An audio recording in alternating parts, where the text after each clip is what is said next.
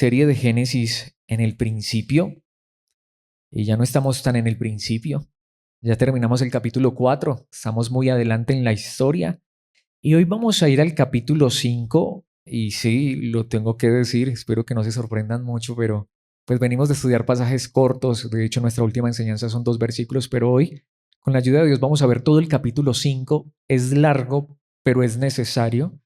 Aparte de que hay mucho del capítulo, no nos vamos a detener en él, porque como vamos a ver en un instante, hemos entrado en uno de esos pasajes extensos de genealogías, aunque por supuesto vamos a estar viendo cómo esta palabra también es palabra de Dios y también trae bendición, edificación a nuestras vidas. Entonces, digamos que principalmente el capítulo se basa en recitar nombres, pero ya vamos a ver, y creo que ya lo hemos visto un poco en el capítulo anterior, cuán importante es esto de las genealogías. Hay mucho que ver allí, pero obviamente no nos vamos a centrar en cada detalle, sino en lo que creemos que es más relevante. Primero leamos el pasaje, nuevamente un poco extenso, pero luego veamos lo que Dios nos quiere enseñar a través de su palabra. En la Nueva Traducción Viviente dice la palabra de Dios escrita: este es el relato escrito de los descendientes de Adán. Cuando Dios creó a los seres humanos, los hizo para que fueran semejantes a Él mismo. Los creó hombre y mujer y los bendijo y los llamó humanos.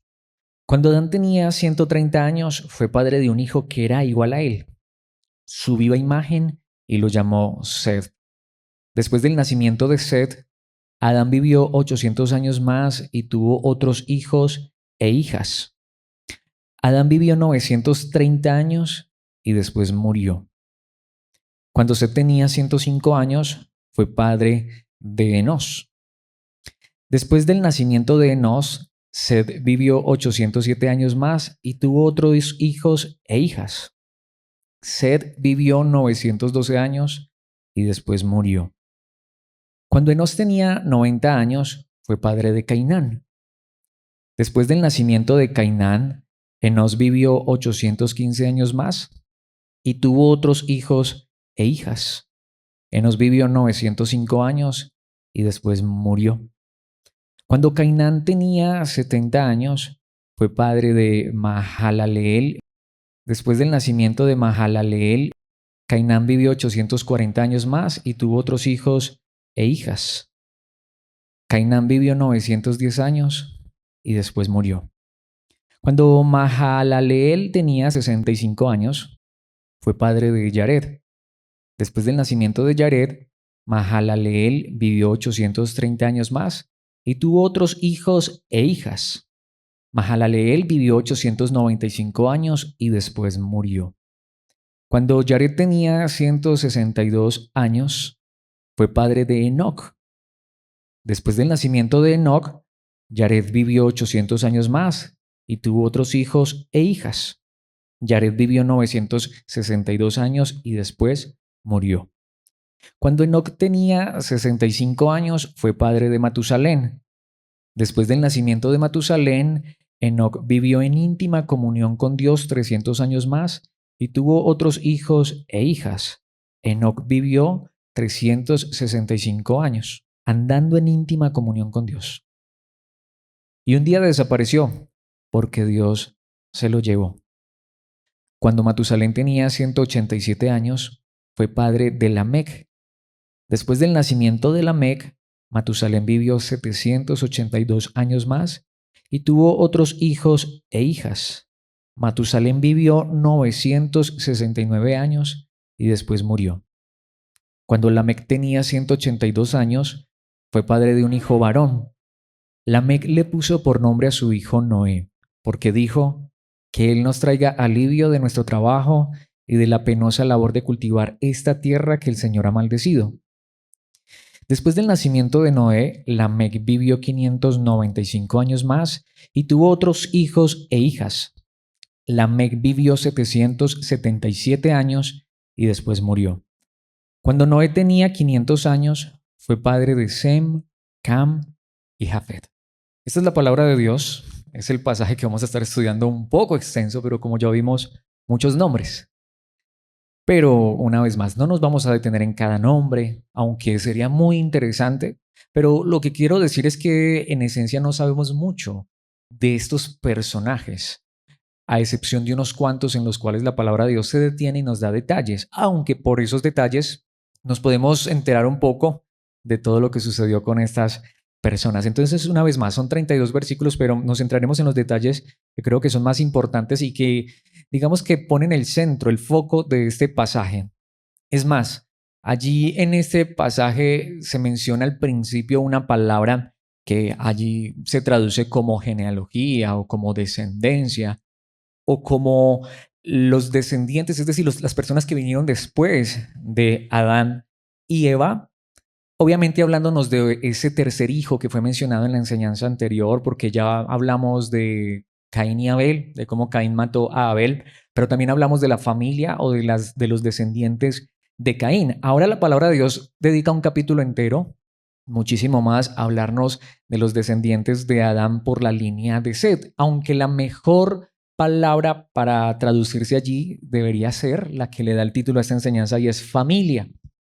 Por eso le he puesto como título a esta enseñanza familia en el principio y me refiero a que nuevamente ya vimos, por decirlo así, la familia de Caín. Vimos las 7 primeras y posiblemente únicas generaciones de Caín y vimos el contexto de estas personas y cómo vivieron estas personas en esta tierra. No sé para cuántos fue sorprendente saber que Caín fue una persona humanamente próspera al igual que su descendencia. A lo mejor nos imaginábamos un hombre lleno de problemas, de dificultades, sin esperanza y sin ningún propósito en este mundo. Bueno, tristemente sin la esperanza más grande, sin la esperanza de Dios, pero fue un hombre que desde el punto de vista humano diríamos, no, pues qué maldición. Pero mis hermanos, como vimos, la mayor maldición es no tener a Dios. Y peor aún, la peor maldición es saber que nos morimos, nada nos llevamos y que lo único que le podríamos dejar a nuestros hijos, si no tenemos a Dios, sería un pedazo de tierra o unas cuantas monedas que al final ellos tampoco se llevan. Esa fue la realidad de la familia de Caín y eso que más adelante vamos a volver a retomar un poco sobre esta familia. Pero mis hermanos, ya se nos dice entonces de que Adán tuvo un tercer hijo, Adán y Eva tuvieron un tercer hijo y hablamos un poco, aunque no podemos estar 100% seguros, pero hoy vamos a enfatizar un poco más. Ellos tuvieron más hijos, pero no sabemos si fueron antes o después, posiblemente aún antes también hubo hijos, pero el punto es que hubo un hijo especial, que fue también diferente como lo fue Abel y ese hijo se llamó Sed. Y ahora la palabra de Dios nos va a mostrar la familia, pues se puede decir. Claro, se puede utilizar la genealogía, la descendencia, son palabras que se pueden utilizar correctamente, pero la mejor palabra debería ser familia. Así que aquí nos va a hablar la palabra de Dios de la familia desde Adán hasta la 10ª generación por medio de Set. Y recordemos que a través de este hombre, de este hijo, este tercer hijo mencionado de Adán y Eva, fue que los hombres desde el principio comenzaron a hacer las cosas diferente. Y lo más diferente que se podría hacer jamás, y es que Dios ahora era el centro de sus vidas. Caso contrario, literalmente, a la familia de Caín. Así que, de una manera muy simple, con esta pregunta cierro esta introducción y quiero que vayamos a 3 puntos, pero creo que es la pregunta más importante. De hecho, esa es la pregunta. ¿Qué es lo más importante en una familia? ¿Qué es lo más importante en una familia? Ahora alguien podría pensar, bueno, yo no tengo familia. Miren, mis hermanos, y obviamente me voy a adelantar muchísimo y digamos que esto es parte de la aplicación, pero es necesario. Pero todos hacemos parte de una familia aún humana y por más solitaria que sea una persona, si en esta noche está aquí con nosotros, pues hacemos parte de la familia de la fe. Y creo que no solamente esto es importante en las familias que conformamos hombres, mujeres, padres, hijos, humanamente hablando, sino que lo más importante es la familia en la fe. Pero obviamente el primer contexto es la familia física. La familia de la fe sería una aplicación que obviamente es lo más importante al final, pero mis hermanos, es necesario empezar por la familia física, que es lo que la palabra de Dios allí nos muestra. Obviamente algo de esto vimos al principio cuando fue el diseño de Dios, pero esto es muy importante. ¿Saben por qué? Como lo veíamos anteriormente. Miren, mis hermanos, tú y yo no pudimos experimentar lo que experimentaron Adán y Eva en el principio. Ellos tuvieron la oportunidad de vivir en una perfección, libres del pecado, de la maldad. Tú y yo en ese sentido tenemos que identificarnos más con esta clase de familias que ya viven en un mundo caído, en un mundo lleno de pecado y de maldad, en un mundo como tú y yo hoy lo vemos, aunque no sé si nosotros estemos en un estado más trágico realmente. Porque aunque ciertamente la ciencia haya avanzado y tengamos muchas comodidades y muchas cosas en esta tierra, mis hermanos, que Dios nos guarde. Que no nos pase lo de Caín, pensar que hay paz y seguridad. Cuando menos piensa, llega la destrucción repentina. Mis hermanos, la seguridad, el bienestar, la bendición real no está en esta tierra. Muchas cosas en esta tierra son parte de la bendición de Dios, pero la verdadera bendición está en tener a Dios en el corazón. Así que, ¿qué es lo más importante entonces en una familia? Es lo que quiero que veamos en la palabra de Dios a través de 3 puntos. Por eso el primer punto es la imagen en la familia. La imagen en la familia. Y quisiera utilizar una ilustración, no quisiera meterme en problemas, aunque a veces este tipo de cosas lo meten a uno en problemas sin querer. Se supone que nosotros, a quienes se nos llama protestantes, los que no somos de la religión popular, de la Iglesia Católica Apostólica Romana, pues evitamos a toda costa las imágenes físicas, los cuadros. Y por eso lo que quiero decir es que es algo muy personal, pero el punto es este. Muchos de ustedes, y no todos, al menos la mayoría, vienen de contextos católicos donde en casa se tienen las imágenes. Y lo que quiero decir es que inicialmente estas cosas se hicieron, es decir, esto de los íconos, de las imágenes, se hicieron no con malas intenciones de idolatría, sino que se suponía que en una época donde las personas mayormente eran analfabetas, a través de las imágenes las personas podían recordar las figuras y digamos que tener remembranzas de los principales actores de la Biblia. Por eso tú vas a las iglesias católicas, y no solo católicas, apostólicas romanas, sino por ejemplo las iglesias anglicanas, aún las iglesias presbiterianas que son sanas, que no son iglesias católicas, y tú encuentras los vitrales con las imágenes o con las escenas de la palabra, porque nuevamente en una época donde muchas personas no sabían leer ni escribir, era como decir como cuando uno iba a la escuelita dominical y los profesores le enseñaban a uno las historias de la Biblia a través de dibujitos. El problema fue que estos lugares se convirtieron en centros de adoración a imágenes y eso es lo que es pecado, lo que está mal. A lo que me refiero es que yo en sí mismo no vería mal una imagen que nos pueda representar algo. El problema está en que es mejor evitarlo a toda costa porque qué fácil para nosotros convertir una imagen en un ídolo. Y eso es lo que ha pasado. Entonces a lo que me refiero es que, y es más, es contraproducente, a lo que me refiero es que esto no habla de esa imagen. Porque hay muchas personas que han pensado que lo más importante es tener la imagen de Cristo en un cuadro allá en la casa. Pero mis hermanos, yo lo que quiero, ¿por qué estaba utilizando esa ilustración? Yo no sé nuevamente si me metan problemas con esto. Pero a veces pienso que ha habido personas que ese tipo de imágenes, no para adorarlas, sino para recordarles constantemente que Dios es real, que existe y que necesitan a Dios en sus vidas. Mis hermanos, a lo que me refiero es que les puede hasta haber ayudado más que a veces nosotros que no utilizamos imágenes. Pero mis hermanos, ¿cuántas veces tenemos a Dios presente realmente en nuestras vidas? Lo voy a decir de esta manera nuevamente. Es que una vez más, yo no quisiera meterme en problemas, pero es que es de verdad. Yo a veces veo estas familias donde para ellos es una devoción, por ejemplo, prenderle una vela a una imagen. Eso está mal, es terrible.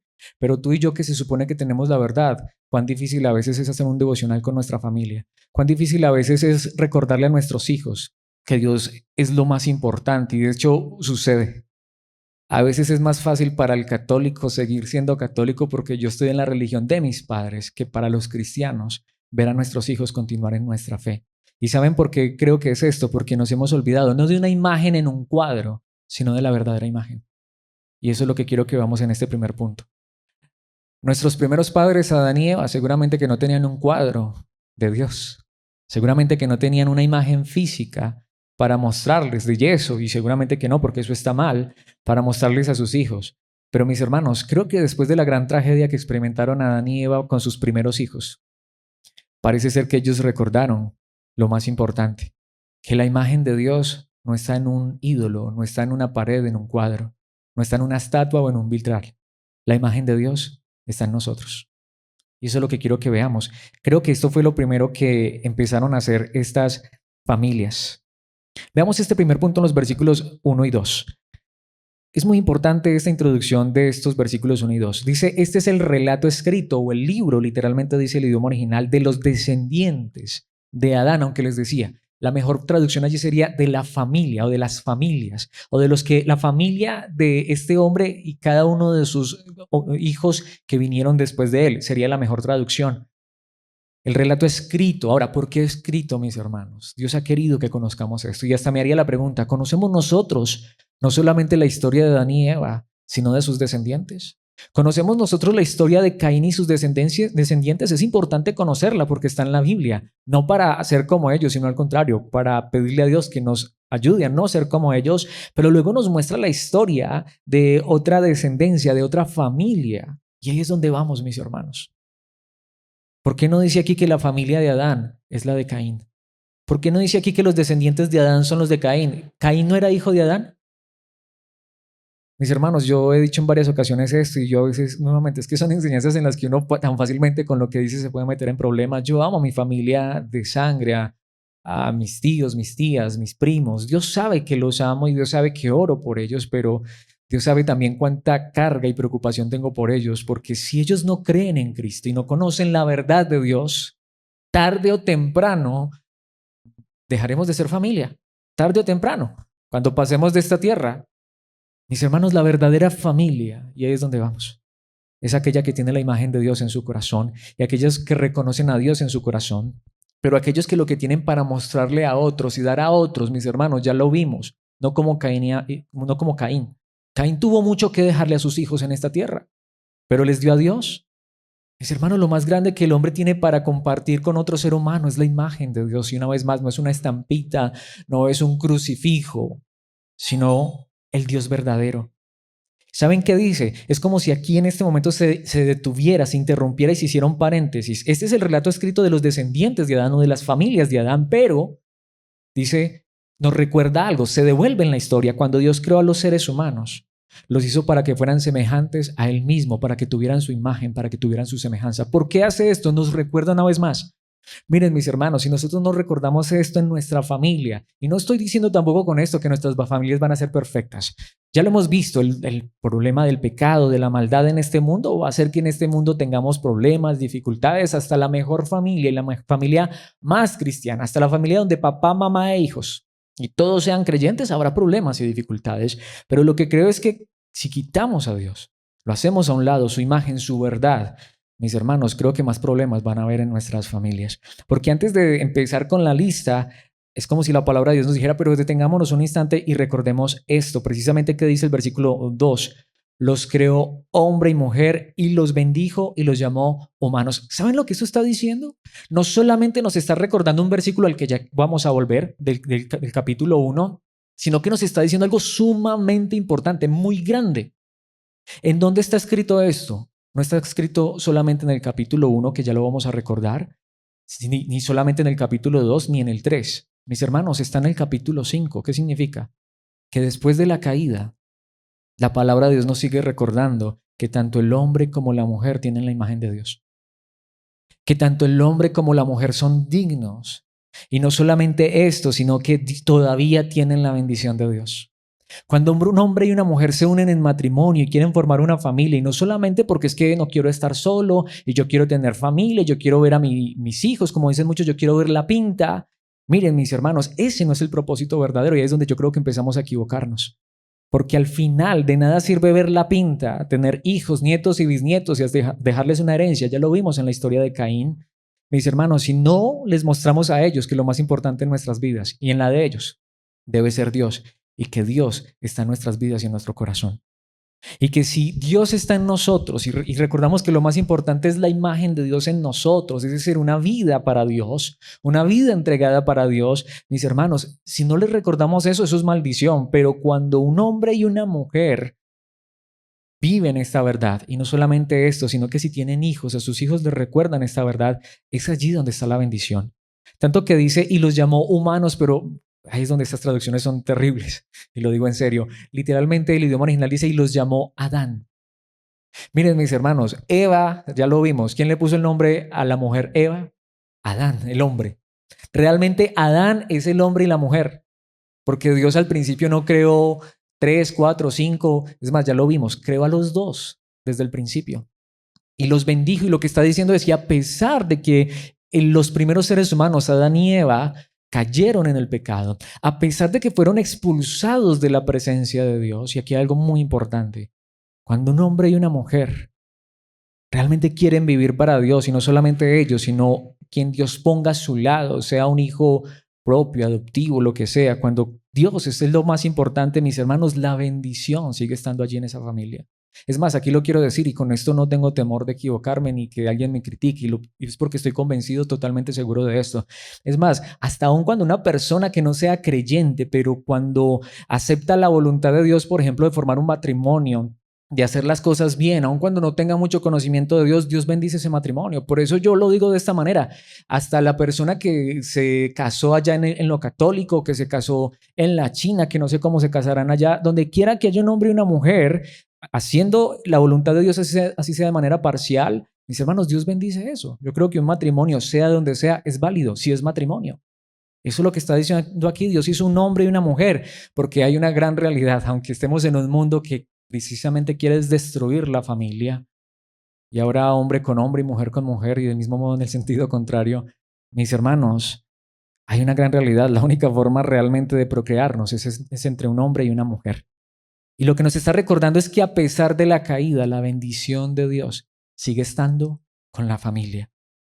Y los llamó humanos o los llamó Adán. Adán no era el hombre solo, ni la mujer sola. No era el hombre por un lado y la mujer por el otro lado. Y recordemos que en el capítulo anterior parecía como que Adán estaba en ese dilema. Adán estaba muy ausente. Es curioso, mis hermanos, lo vamos a ver en un instante.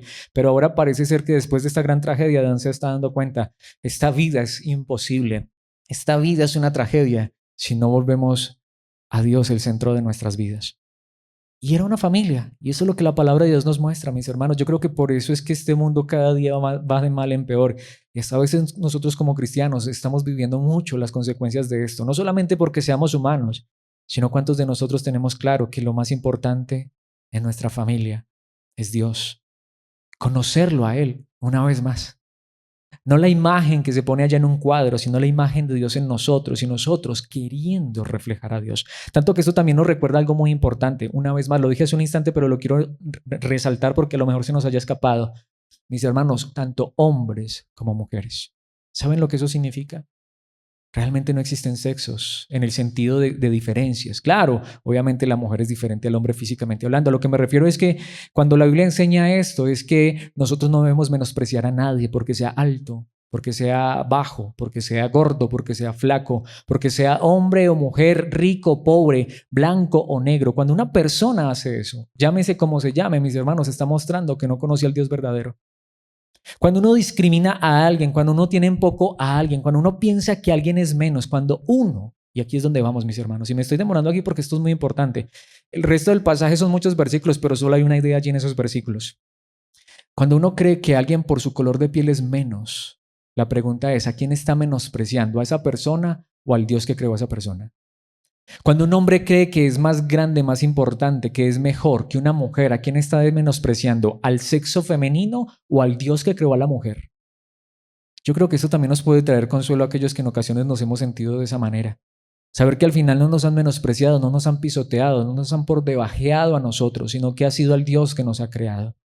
Pero cuando uno sabe que tanto hombres como mujeres fuimos creados a la imagen de Dios y que todos somos llamados a mostrar la imagen de Dios, hasta me atrevo a decirlo porque muchas veces lo pienso, cuando yo miro a la persona que ha caído en desgracia, que de pronto está en las drogas, un habitante de calle, nada más hoy veía a una persona y decía, qué triste, y me das dolor porque esa no es la imagen que Dios quiere que esa persona refleje. Pero mis hermanos, somos tú y yo llamados a mostrar esa imagen. ¿La estamos mostrando? Es muy importante esto. Desde el principio, esto fue lo que Dios había hecho en el hombre. Esto fue lo que Caín y su descendencia no quiso mostrar, pero ahora hay una descendencia que, vamos a decirlo de esta manera, a lo mejor a través de los traspiés, de los problemas y dificultades, se dieron cuenta que era lo más importante. A veces nos puede pasar a nosotros. Después de tantos conflictos, problemas, dificultades, después de ver a lo mejor la tragedia en nuestras propias vidas y nuestras familias, decimos, ya sabemos lo que nos ha estado haciendo falta. La imagen de Dios en nuestras vidas. Recordemos que ya Dios había dicho esto en el capítulo 1, versículo 27, cuando creó a los seres humanos, cuando no había pecado ni maldad. Génesis 1:27, así que Dios creó a los seres humanos a su propia imagen. A imagen de Dios los creó, hombre y mujer los creó. Y ahora en el capítulo 5, a pesar de la caída, se repite esta verdad. Y no solamente esto, se repite la bendición. Solo quiero traer un pasaje, un pasaje no, de hecho un versículo no más, un versículo del capítulo 6, porque me encantaría ver mucho de allí, pero si Dios nos presta vida dentro de 8 días empezaremos a ver este capítulo. Pero pensemos en lo que sucedió, ya lo hemos venido viendo en capítulos anteriores y en las enseñanzas anteriores, pero notemos una vez más qué es lo que pasa. Capítulo 6, versículo 2. Los hijos de Dios vieron a las hermosas mujeres y tomaron como esposas a todas las que quisieron. ¿Por qué he traído este versículo? ¿Qué tiene que ver lo que acabo de decir? Cuando nosotros dejamos de mirar a las personas no como alguien que fue creado a la imagen de Dios, entonces ya las mujeres no son seres creados a la imagen de Dios, sino que simplemente son objetos de los cuales nos podemos servir. Pregunta, ¿realmente no es así como a veces nos vemos? Entonces, lo que decía, el negro, y perdón por utilizar la expresión tan cruda, pero creo que los que son de ese color prefieren que se les llame así. Entonces, qué triste cuando el blanco vio que el negro era un esclavo, no su hermano. Qué triste cuando el rico vio que el pobre era simplemente alguien de quien se podía aprovechar y lo podía poner a trabajar como un burro y sacarle todo lo que podía. No lo vio como su hermano. Miren, mis hermanos, y yo sé algo, no estoy diciendo esto como que yo soy perfecto. Yo creo que esta debe de ser la lucha nuestra, tanto hombres como mujeres, y no sé si decirlo más particularmente los hombres. ¿Cómo vemos nosotros a nuestro semejante?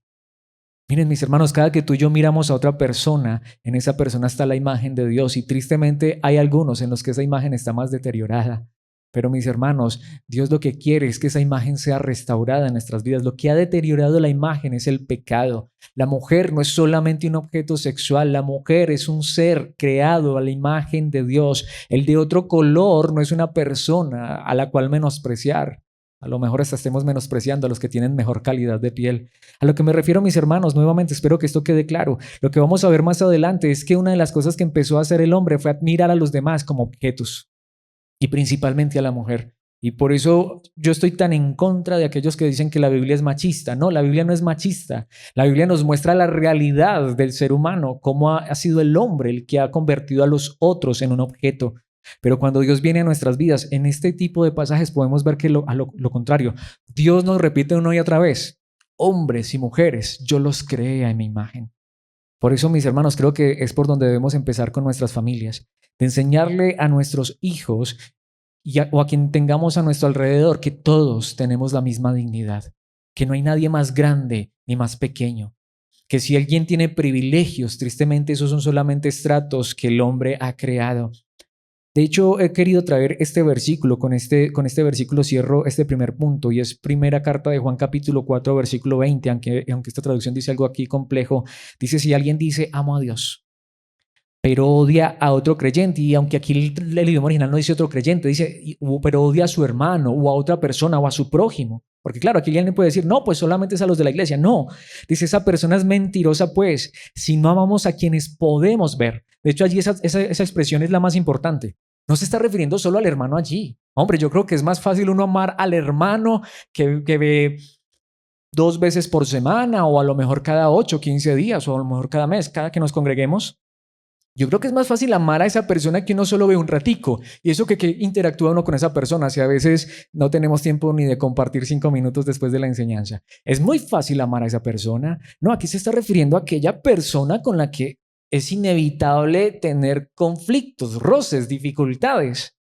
Y lo que dice es, si no amamos a esas personas que podemos ver, ¿cómo vamos a amar a Dios a quien no podemos ver? Miren, mis hermanos, amar a Dios se demuestra cuando amamos a nuestro prójimo. ¿Y qué es amar? Es eso, es saber que los que están a nuestro alrededor no son ni menos ni más, sino que en Dios todos somos iguales. Y pregunta, ¿esto es lo que hemos enseñado en nuestra familia? ¿Esta es la imagen de Dios en nuestras vidas y es la que reflejamos? Nos lleva al segundo punto, quizá, no digo que el más importante, pero en este sentido creo que es el que más enfatiza esta verdad y nos muestra una gran realidad, y es el camino en la familia. ¿Y a qué me refiero con el camino en la familia? El camino es una expresión bíblica que no sé cuántos de nosotros todavía no comprendamos completamente. Cuando la Biblia se refiere al camino, y ya lo vamos a ver en diferentes contextos, se está refiriendo al estilo de vida. Cuando la Biblia habla del camino, se refiere a cada paso. La vida es como un camino. Sí, hasta hay unas canciones por ahí populares que hablan de eso. La vida es un camino, día tras día estamos caminando por esta tierra, estamos caminando en esta vida, dando pasos día tras día. Cuando la Biblia habla de camino, lo que nos dice es que para una familia lo más importante en su diario caminar, en todo lo que hace, sea pequeño, sea grande, debe ser que su estilo de vida sea reflejar una obediencia a Dios y a su palabra, con Dios como lo más importante. Vamos a ver esto en el grueso del pasaje, lo vamos a ver desde allí, desde el versículo 3 hasta el versículo 27. Y notemos lo que sucedió con los descendientes de Adán a través de la línea de Set. Versículo 3, cuando Adán tenía 130 años, y este detalle es muy importante, ya me voy a detener allí, fue padre de un hijo que era igual a él, su viva imagen, y lo llamó Set. Esto es muy importante. Y el versículo siguiente nos va a decir algo muy importante también referente a esto, pero antes de ir allí quiero que resaltemos un par de cosas allí. Lo primero es que Adán tenía ¿cuántos años? 130 años. No sabemos si esta edad es desde el momento en que fue creado o desde el momento en el que salió de Edén, porque es muy posible que a partir de ese momento es que empezó a correrle la edad. Pero de este detalle no podemos estar seguros. Pero dice que fue padre de un hijo que era igual a él, su viva imagen, y lo llamó Set. ¿Por qué es esto tan importante? ¿Significa esto que no había tenido más hijos? Ahora sí, vayamos al versículo siguiente, aunque me voy a devolver un poquitico al 3. Después del nacimiento de Set, Adán vivió 800 años más y qué? Y tuvo otros hijos e hijas. ¿Cuántos? No sabemos, pero muchos. ¿Y por qué no están sus nombres? ¿Por qué en el versículo 3 se menciona particularmente a Set? Lo que les decía hace 8 días, no podemos decir que esto es así, meter las manos al fuego, pero yo personalmente creo que Adán ya había tenido más hijos y luego tuvo más hijos. Lo que pasa es que cuando tenía 130 años, ¿creen que en 130 años no tuvo más hijos? Mis hermanos, lo que significa es que cuando tuvo 130 años fue que nació Set. Y esta fue la diferencia, que Set era la viva imagen de Adán. ¿Y qué es lo que nos acaba de decir la palabra de Dios? Que Adán fue creado a imagen de ¿quién? Lo que nos está diciendo es que Set era el primero. Claro, no era el primero porque ya recordemos que Caín y Abel habían nacido. De hecho, es lo que dice la palabra de Dios. ¿Por qué no los menciona aquí? Bueno, porque ciertamente Abel era diferente, pero ¿qué hizo Caín? Mató a Abel. Lo que nos está diciendo es que por fin nuevamente Adán, y recordemos que Adán no se está refiriendo solo al hombre, se está refiriendo al hombre y a la mujer. Podríamos decir, Adán y Eva tuvieron un hijo que llevaba la imagen de Dios, como realmente debería ser. Este era Set. Era uno que iba a mostrar a su familia la imagen de Dios y anteriormente ya lo vimos. Fue con Set y con su descendencia que los hombres empezaron a invocar al Señor, a encontrar su necesidad de Dios, a saber que Dios era lo más importante en sus vidas. Y obviamente allí empieza una serie de textos, no me voy a detener, ya les voy a decir por qué, pero ¿qué dice el versículo 5? Adán vivió 930 años y ¿qué? Y después murió. Llegó el momento en el que se murió. Y muchos discuten eso, estas fechas, estas edades son literales. Miren, mis hermanos, no es algo por lo cual deberíamos pelear. Hay quienes piensan que son literales, otros que son simbólicas. Si me preguntan, mi postura es que son literales, pero nuevamente, si alguien tiene otra postura, yo no peleo por eso. Esos son detalles mínimos. Es más, esto no es lo más importante. ¿Por qué? Vamos a ver lo que realmente es importante. ¿Qué sigue diciendo? Cuando se tenía 105 años, fue padre de Enos. ¿Y qué dice allí la palabra de Dios? Después del nacimiento de Enos, Set vivió 807 años más y tuvo otros hijos e hijas. ¿Por qué está diciendo esto? ¿Por qué no se mencionan otros? Es muy fuerte, mis hermanos, hay algo que decir allí. ¿Qué significa? Que hay una realidad de la cual no podemos escapar. Podríamos tener dos hijos y uno es Caín y otro es Abel. O podríamos tener muchos hijos, pero solamente uno que es como Set. Podríamos tener a un Ismael y a un Isaac, pero solamente es uno a través del cual viene la promesa. Podríamos hasta tener gemelos como Jacob y Esaú, pero hay uno que recibe la gracia y la misericordia de Dios y el otro que es desechado. Mis hermanos, lo que la palabra de Dios nos está enseñando es muy fuerte, maravilloso a la vez. Gloria a Dios, uno puede decir, hay una línea de descendientes en los cuales hay algo diferente. Dios es el centro en sus vidas. Podríamos decir, estas son las familias verdaderas, aquellos que saben que todo lo que tienen no es esta tierra y que lo más importante es caminar conociendo a Dios. Pero puede ser que sea solo un hijo de muchos. O gloria a Dios si de pronto alguien tiene el privilegio de que sean varios hijos. Pero mis hermanos, hubo muchos hijos en estas familias. ¿Quiénes reconocieron a Dios? Según la palabra de Dios, con Adán, solo uno, Set. Bueno, dos, lo que pasa es que el primero no lo dejaron, al primero lo mataron. Pero luego vino Set, y después de Set vino Enos. Y aunque tuvo muchos hijos e hijas, ¿saben qué sucedió? Versículo 8, Set vivió 912 años y después murió. ¿Y qué sigue diciendo la palabra de Dios? Versículo 9, cuando Enos tenía 90 años fue padre de Cainán. Después del nacimiento de Cainán, Enos vivió 815 años más y tuvo otros hijos e hijas. ¿Quiénes son? ¿Cómo se llamaron? No. ¿Saben qué es lo triste? Que no todos invocaron el nombre de Dios, sino solo unos pocos. Versículo 11, Enos vivió 905 años y después murió. Versículo 12, cuando Cainán tenía 60 años fue padre de Mahalaleel. ¿Y qué sucedió? Versículo 13, después del nacimiento de Mahalaleel, Cainán vivió 840 años más y tuvo otros hijos e hijas. Nuevamente, imagínense estas personas, todo lo que vivían y cuántos hijos. Y para ellos lo más importante en sus vidas era Dios, pero no todos reconocían a Dios. ¿Qué dice el versículo 53? Cainán vivió 910 años y después murió. Cuando Mahalaleel tenía 65 años, fue padre de Yared. Y sigue la historia. Después del nacimiento de Yared, Mahalaleel vivió 830 años más y tuvo otros hijos e hijas. Mahalaleel vivió 895 años y después murió. Y es como si fuera un ciclo. Nacen, crecen, se reproducen y mueren. No, en ellos hay algo diferente. Hay al menos uno en su familia que reconoce a Dios. Ahora alguien dirá, ¿y por qué estás diciendo que solo uno, mis hermanos? Porque la Biblia es clara, más adelante nos va a decir. En esa línea, al final, ¿cuántos sabía que reconocían a Dios? Por ejemplo, cuando llegamos a Noé, solo Noé. ¿Qué era del resto? Solo maldad. Tanto que es adelantarme demasiado en la historia, pero ustedes la conocen, al menos la mayoría. ¿Qué va a hacer Dios con toda esa humanidad? Los va a matar. Así de fuerte, pero así de simple, con un diluvio. ¿Había bondad en esas personas? Miren, mis hermanos, como dice la palabra, muchos son los llamados, pocos los escogidos. Y aunque ciertamente un día en el cielo habrá una multitud que será incontable, pero será una multitud de un remanente de cada generación. Será una multitud que se juntará, pero de un puñado de cada generación. Será una multitud que se juntará como una sola familia, pero de escogidos de muchas familias. Esa es la realidad. Cuando Yared tenía 162 años, fue padre de Enoc. Y gracias a Dios que allí un poquitico se corta la monotonía del texto, solo repitiendo lo mismo y lo mismo, porque dice, versículo 19, después del nacimiento de Enoc, Yared vivió 800 años más y tuvo otros hijos e hijas.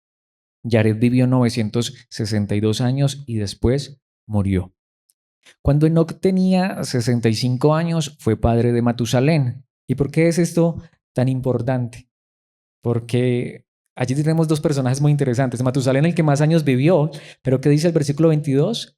Después del nacimiento de Matusalén, Enoc, y no dice, vivió tantos años y murió. Enoc vivió en íntima comunión con Dios, que literalmente dice el idioma original, Reina Valera lo hace bien, Enoc caminó con Dios, que literalmente es una frase que significa Enoc vivió cada día de su vida, cada paso caminando con Dios, como dice, en íntima comunión con Dios. Y saben, dice, vivió con Dios 300 años más. Es decir, no fue que los años anteriores más, no los vivió, sino que estos 300 años más y tuvo otros hijos e hijas. ¿Y qué dice la palabra de Dios de esto? Enoc, ¿cuántos años vivió? Vivió 365 años. Pero ¿saben qué es lo interesante? Vuelve y se repite, andando en íntima comunión con Dios. ¿Pero por qué es esto tan importante? Dice, y un día desapareció porque Dios se lo llevó. No gustó la muerte. Literalmente dice, fue arrebatado. Ahora, muchos utilizan esa expresión para el arrebatamiento que muchos mencionan en el Nuevo Testamento, pero ¿cuántos entendemos realmente esa palabra? ¿Qué significa que fue arrebatado? Que fue arrancado. ¿Saben lo que eso significa, mis hermanos? Es una expresión muy fuerte. Miren, mis hermanos, nosotros, si estamos en Dios, no nacimos para esta tierra, al menos no como la vemos hoy. Esto es muy fuerte.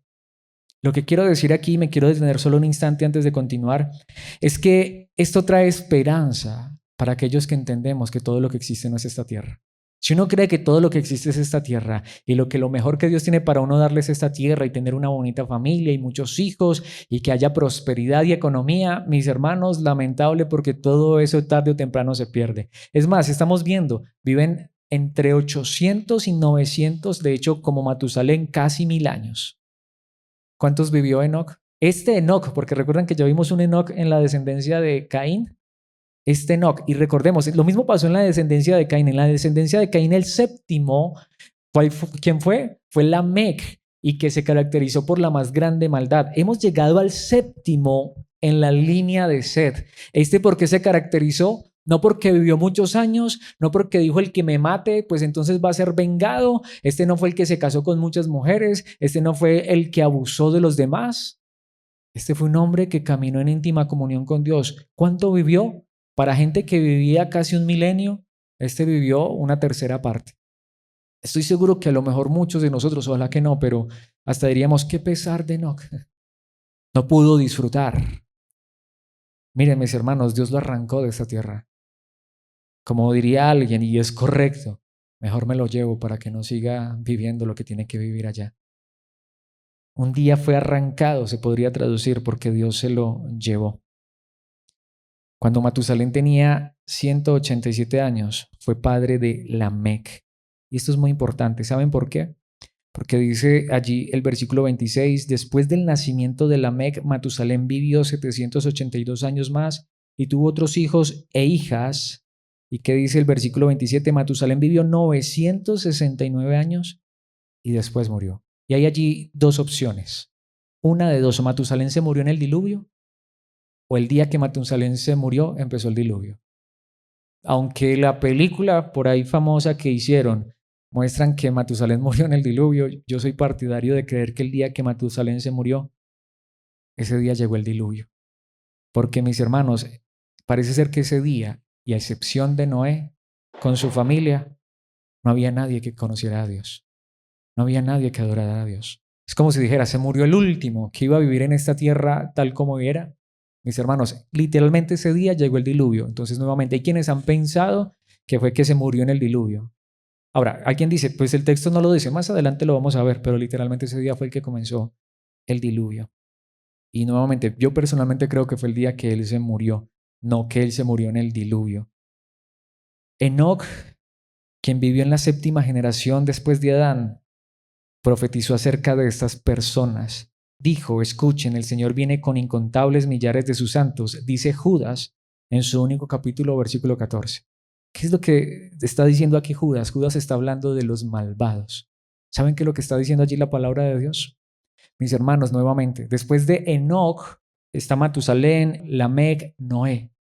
Mis hermanos, todos ellos murieron antes, exceptuando a Noé, que entró en el arca. Pero ¿qué dijo Enoc de esas personas? ¿Quiénes eran las personas que vivían en su época? Mis hermanos, solo la gente malvada. Solo personas a quienes Dios iba a venir un día a juzgar, y para ellos ciertamente llegó un día y fue el día del diluvio. Ahora, imaginémonos eso. Entonces imaginémonos, solamente había unas cuantas personas, si los contamos así rápido, 10 personas, 10 generaciones, y eso solamente un cabeza de familia que reconocieron a Dios frente a tantas personas. Es más, sabemos la historia, ¿cierto? Al final, cuando llegue el diluvio, ¿cuántas personas se van a salvar? 8. ¿De tantas personas? Sí, mis hermanos. Porque en ese día del diluvio ya todos aquellos que habían vivido para Dios y que habían dejado ese legado a sus familias, mis hermanos, ya habían muerto. Pero, ¿qué dice el versículo 15? Allí siguiendo en Judas, ¿para qué iba a venir Dios con sus millares de santos? Para ejecutar juicios sobre la gente de este mundo. Declarará culpables a los seres humanos por todos los actos perversos que cada uno haya hecho y a los pecadores rebeldes por los insultos que hayan dicho contra él. Pero ¿saben una cosa? Aunque ciertamente hubo un juicio hace muchos años, cuando vino el diluvio, lo que Enoc profetizó todavía está por cumplirse. Porque Enoc profetizó no que esto iba a ser con agua, sino con fuego. Y lo que Judas está diciendo es eso. Y Pedro también lo corrobora. El verdadero juicio final todavía está por venir. El diluvio solo fue una muestra anticipada de que Dios es capaz de destruir la maldad y que ciertamente un día lo hará. Pero mis hermanos, ¿qué dice Hebreos 11, versículos 5 y 6? Fue por la fe que Enoc ascendió al cielo sin morir. Desapareció porque Dios se lo llevó, pues antes de ser llevado, lo conocían como una persona que agradaba a Dios. ¿Pero entendemos eso? Lo conocían como una persona que agradaba a Dios. ¿Y saben qué es donde llega posiblemente el versículo más famoso de la fe, que muchas veces desconectamos de ese contexto? De hecho, sin fe es imposible agradar a Dios. Todo el que desea acercarse a Dios debe creer que Él existe y que Él recompensa a los que lo buscan con sinceridad. Entonces, ¿cuál es la fe verdadera? La fe verdadera es la que tuvo Enoc. ¿Qué tuvo Enoc en esta tierra? ¿Qué logró Enoc en esta tierra? ¿Dónde están las ciudades de este Enoc? ¿Dónde está lo que construyó este Enoc? ¿Por qué fue conocido Enoc? Por ser una persona que caminaba con Dios, por ser una persona que vivía para Dios, por ser una persona diferente a los de su generación, por ser una persona que desapareció, que no gustó la muerte porque Dios se lo llevó. Él fue conocido por agradar a Dios, no a los hombres. Y mis hermanos, eso fue lo que estos hombres enseñaron a sus familias, aun cuando parece ser que muchos de sus hijos no lo aceptaron. Pero mis hermanos, quiera Dios tener gracia de nosotros, que al menos haya uno.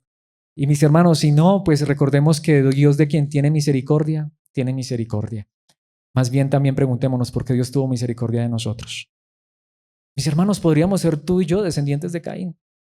Podríamos ser tú y yo de aquellos que van a recibir un día el juicio de Dios. ¿Por qué tú y yo queremos seguir a Dios? ¿Por qué tú y yo queremos vivir para Él? Bueno, esto nos lleva al último punto y es el descanso en la familia y lo veremos en los últimos versículos del 28 al 23.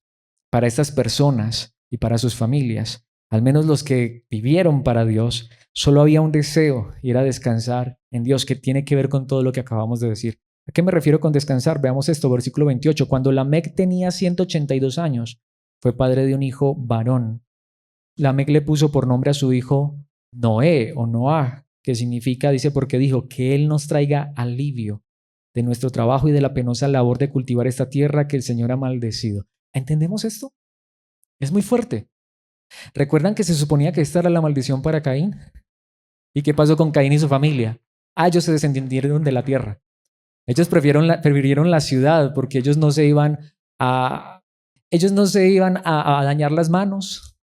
Ellos no se iban a poner a sudar. Mis hermanos, ¿entendemos? A los de Caín les fue bien en esta vida. A los de la línea de Set, ellos sí tuvieron que, como se dice vulgarmente, sudar la gota amarga. Tanto, imagínense, viviendo tanto tiempo, llegó el momento en el que Lamec dijo que alguien nos traiga alivio. Esto es muy difícil en esta tierra, pero ellos no renegaron de Dios. De hecho, Dios quiera que este hijo nos traiga alivio. ¿En quién pusieron ellos su confianza? En que Dios les podría traer alivio por alguien. Después del nacimiento de Noé, Lamec vivió 595 años más y tuvo otros hijos e hijas. Lamec vivió 777 años y después murió 5 años antes del diluvio. Murió Lamec. Y dice el versículo 32, y allí termina el pasaje, cuando Noé tenía 500 años, allí está, fue padre de Sem, Can y Jafet, porque estos van a ser las personas por las cuales va a descender el resto de la humanidad. Aunque realmente este pasaje termina al final del capítulo 6, pero obviamente pues no podemos llegar hasta allá. Pero mis hermanos, esta es la pregunta. ¿Qué fue lo más importante para estas personas? Fue Dios. Aunque para ellos fue difícil esta vida. ¿Qué fue lo más importante para ellos? Que sus familias fueran reconocidas porque invocaran a Dios. En Hebreos 4:3 dice, pues solo los que creemos podemos entrar en su descanso. ¿Por qué he traído este pasaje? Dice, en cuanto a los demás, Dios dijo, en mi enojo juré, ellos nunca entrarán en mi lugar de descanso, si bien ese descanso está preparado desde que Él hizo el mundo. Cuando Lamec tuvo a Noé, dijo, ojalá que podamos encontrar descanso. Mis hermanos, ¿y qué vino con Noé? ¿El descanso? ¿Qué vino con Noé? El diluvio. Se murieron todos. De hecho, lo que hizo Dios fue traerle descanso a la tierra del hombre. Pero hay uno que sí vino a traer descanso. Uno mayor que Noé. Uno que no construyó un arca, sino que Él es el verdadero arca de salvación. Uno que vino en carne y hueso a traernos salvación. De eso es de lo que está hablando Hebreos. El que trajo el descanso no fue Noé. ¿Noé trajo descanso para los hombres? No. De hecho, Noé trajo juicio, porque con Noé fue que vino el diluvio, pero Cristo no trajo un diluvio, Cristo trajo la salvación. Por eso en Juan 14:6 Jesús le contestó, lo sabemos, lo hemos repetido tantas veces, pero ¿qué dijo Jesús? Yo soy el camino, la verdad y la vida. Nadie puede ir, o mejor, nadie puede venir al Padre si no es por medio de mí. Noé no fue el camino, Noé no fue el descanso, aunque ciertamente ellos quisieron descansar en Dios. Mis hermanos, el descanso es Cristo. El camino es Cristo. Como dice Hechos 22:4, Pablo dijo esto, perseguí a los seguidores ¿de qué? Del camino. ¿Sabían ustedes que a los verdaderos cristianos del principio no se les llamaba cristianos? Se les llamaba los del camino. Esa fue la primera expresión que se utilizó y es bíblica para aquellos que realmente creen en Cristo. Porque Cristo no es una religión, Cristo es un camino. Es seguirlo a Él día tras día. Pablo dijo que él persiguió a los seguidores del camino, acosando a algunos hasta la muerte, y arresté tanto a hombres como mujeres para arrojarlos en la cárcel, contando en algún momento lo que él había hecho con la iglesia. Pero ¿entendemos eso? Ser cristiano es seguidor del camino. ¿Por qué? Porque allí es donde está la verdad más hermosa. Como lo diría el apóstol Pablo en Colosenses capítulo 1, versículos 15 y 16, Cristo es la imagen del Dios invisible. Él ya existía antes de que las cosas fueran creadas y Él es supremo sobre toda la creación, porque por medio de Él Dios creó todo lo que existe en los lugares celestiales y en la tierra. Hizo las cosas que podemos ver y las que no podemos ver, tales como tronos, reinos, gobernantes y autoridades del mundo invisible, y allí está, todo fue creado por medio de Él y para Él. El verdadero cristianismo es un camino y es seguir a Cristo, porque Él es la imagen del Dios invisible. Precisamente, mis hermanos, con este pasaje termino. Y es Efesios capítulo 1, versículos 5 y 6. Dios decidió de antemano adoptarnos como miembros de su familia, al acercarnos a sí mismo por medio de Jesucristo. Eso es precisamente lo que Él quería hacer y le dio gran gusto hacerlo, de manera que alabamos a Dios por la abundante gracia que derramó sobre nosotros, los que pertenecemos a su Hijo amado. ¿Por qué cierro con este pasaje? Por lo que decía al principio, porque todos hacemos parte de una familia, como es el título de esta enseñanza. Seguramente que todos, o al menos la mayoría, hacemos parte de una familia física, de un esposo, una esposa, unos hijos, padres.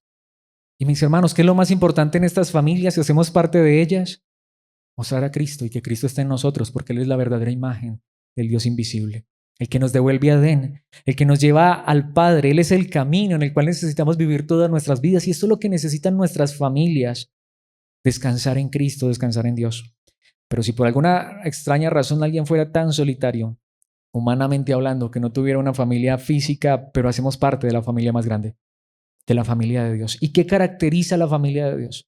¿Qué es lo que hace cristiano a alguien que se hace llamar cristiano? Pues lo que lo hace verdaderamente cristiano es que Cristo esté en su vida. Que la imagen de Cristo esté siendo formada en su vida. Que esta persona, así sea de manera imperfecta, esté caminando en Cristo. Que Cristo sea quien guíe sus pasos día tras día. Pero lo más importante, que esa persona descanse en Cristo. Porque hay una gran realidad, por más cristianos que seamos. Si Dios no hace una obra en nosotros o en nuestros hijos o en los que están a nuestro alrededor, mis hermanos, descansemos en Él. Solo Dios lo puede hacer. Pero también, tú y yo somos hijos de Dios, pero somos imperfectos. Mis hermanos, no sé, a lo mejor a nosotros nos ha llamado Dios a caminar con Él y nos toque como Enoc, no gustar la muerte. Pero a lo mejor nos pase como los otros. Notemos que hubo uno que se lo llevó el Señor, pero los otros murieron. Mis hermanos, no sabemos, puede ser que Cristo regrese esta noche y no gustemos la muerte, pero sea que vivamos o sea que muramos, lo más importante es pertenecer a la familia de Dios, porque en Cristo, sea que vivamos o muramos, somos del Señor. Y si tú y yo somos del Señor, démosle gracias a Dios y pidámosle que tenga misericordia de otros a nuestro alrededor, a lo mejor de nuestras familias, que no quieren a Cristo, que no aman a Cristo, aunque hayamos querido instruirlos, enseñarles y mostrarles a Cristo. Pero mis hermanos, si Él tuvo misericordia de nosotros, pidámosle que tenga misericordia de ellos también. Padre nuestro que estás en los cielos, gracias por permitirnos llamarte Padre y hacernos parte de tu familia. Eso fue lo que tú quisiste hacer, te dio gran gusto hacerlo por medio de Cristo, por eso te adoramos, te exaltamos, te alabamos.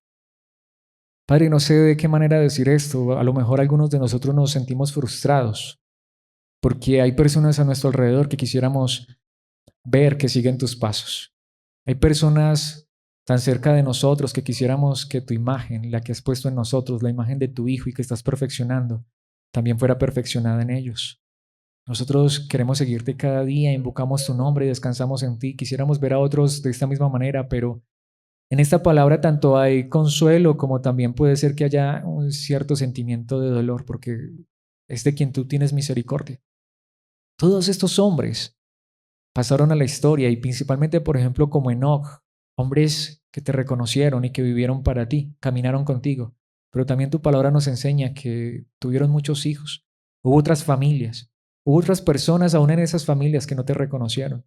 Gracias a ti por aquellos que te reconocieron. Y lo mismo en esta hora, gracias a ti porque nos permites reconocerte como nuestro Dios, como nuestro Padre. Gracias porque entregaste a tu Hijo por nosotros y lo reconocemos como nuestro Señor. Y como dice tu palabra, todo fue creado por medio de Él y para Él y queremos vivir para Él. Y permítenos, Señor, siempre descansar en Él, pero también permítenos descansar al mirar a nuestro alrededor y ver que de pronto hay algunos que rechazan esta verdad. A lo mejor parte de nuestra familia física, pero Padre, solo tú puedes obrar. Por eso la esperanza es descansar en ti, en que en ese sentido, mientras haya vida hay esperanza. Pero qué bueno para nosotros que tenemos la vida de Cristo, que sea que vivamos o muramos, siempre tenemos esperanza, esperanza segura, esperanza eterna. Así que gracias, Señor, por consolarnos y saber que nos has traído al camino, a la verdad, a la vida. Nos has traído a tu amado Hijo Jesucristo y en Él permanecemos. Gracias por esa verdad. Pero por favor, no permitas que descendamos a la tumba o que tú regreses, Cristo, sin que antes veamos a otros llegar a este camino. Te lo pedimos en tu gracia, en tu misericordia, en Cristo Jesús, tu amado Hijo nuestro Señor. Amén y amén.